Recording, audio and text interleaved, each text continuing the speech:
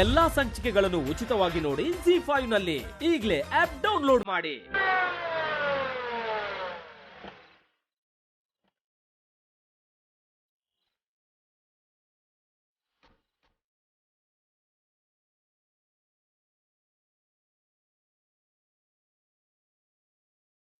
ಅರುಣ್ ಪ್ರಸಾದ್ ಮಾವಂಗ್ ಹೀಗಾಗಿರೋ ವಿಷಯ ದೊಡ್ಡಯ್ಯಂಗ್ ಹೇಳ್ಬೇಡಿ. ಅವ್ರ ಮಗಂಗ್ ಹೀಗಾಗಿದೆ ಅಂತ ಗೊತ್ತಾದ್ರೆ ದೊಡ್ಡಯ್ಯ ಸಹಿಸ್ಕೊಳ್ಳಲ್ಲ. ದೊಡ್ಡಯ್ಯಂಗ್ ಈಗಾಗ್ಲೇ ಒಂದ್ಸಲ ಎದೆ ನೋವು ಬಂದಿತ್ತು. ಈ ವಯಸ್ಸಲ್ಲಿ ಮತ್ತೆ ಹಾಗೇನಾದ್ರೂ ಆದ್ರೆ ಜೀವಕ್ಕೆ ಅಪಾಯ. ಸರಿ, ನಾನ್ ಬರ್ತೀನಿ. ಸರ್ಸು,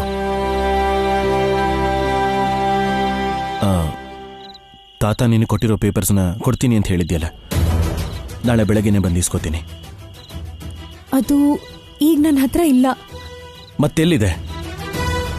ವರದಕ್ಷಿಣೆ ಕೇಳ್ತಾ ಇದ್ರು ಅಂತ ಮಾವಯ್ಯ ಆ ಪೇಪರ್ಸ್ನ ನಾನ್ ಮದ್ವೆ ಮಾಡ್ಕೊಳ್ಳೋ ಹುಡ್ಗ ಗಿರಿಗೆ ಕೊಟ್ಟು ಕಳ್ಸಿದ್ದಾರೆ. ಅದು ಅವ್ರ ಹತ್ರ ಇದೆ. ನೀನ್ ಮದ್ವೆ ಆದ್ಮೇಲೆ ನಿನ್ನ ಮೀಟ್ ಮಾಡೋದು ಚೆನ್ನಾಗಿರಲ್ಲ. ನೀನ್ ಒಂದ್ಸಲ ನನ್ನ ಜೊತೆ ಬಂದ್ರೆ ಆ ಗಿರಿಗೆ ಅಲ್ಲೇ ಚೆಕ್ ಬರ್ಕೊಟ್ಟು ಆ ಪೇಪರ್ ಇಸ್ಕೊಂಡು ನಾನು ಹೊರಟ್ಬಿಡ್ತೀನಿ. ಸರ್ಸು, ಆಗಲ್ಲ ಅನ್ಬೇಡ ಸರ್ಸು, ಇದೊಂದ್ಸಲ ನನ್ನ ಜೊತೆ ಬಾ. ಸರಿ, ಹೋಗೋಣ. ಸರ್ಸು,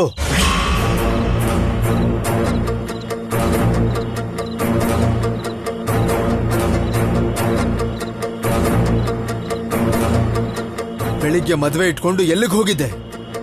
ಅರುಣ್ ಪ್ರಸಾದ್ ಮಾವಂಗ್ ಆಕ್ಸಿಡೆಂಟ್ ಆಗಿದೆ ಅಂತ ಗೊತ್ತಾಗಿ ಅವ್ರನ್ನ ನೋಡಕ್ ಹೋಗಿದ್ದೆ ಮಾವ.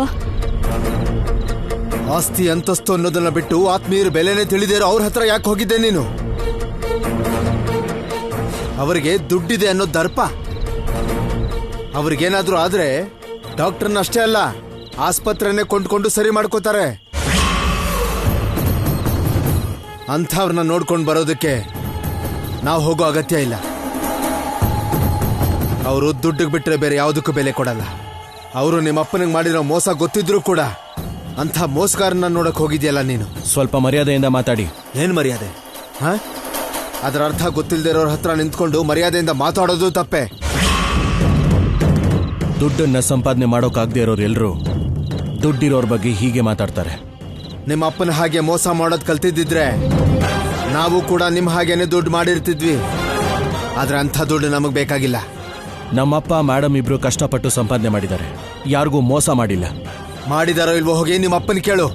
ಮಾಡಿಲ್ಲ ಅಂತ ಎದೆ ಮೇಲೆ ಕೈ ಇಟ್ಕೊಂಡು ಹೇಳಿ, ಅವಾಗ ಒಪ್ಕೋತೀನಿ. ಮಾವಯ್ಯ, ನಾನು ಯಾರನ್ನು ಕೇಳೋ ಅಗತ್ಯ ಇಲ್ಲ. ಒಂದ್ ನಿಮಿಷ ರಾಹುಲ್ ಅವ್ರೆ, ನಾನ್ ಬಂದಾಯ್ತಲ್ಲ ಮಾವ, ಒಳಗ್ ಹೋಗೋಣ ಬನ್ನಿ.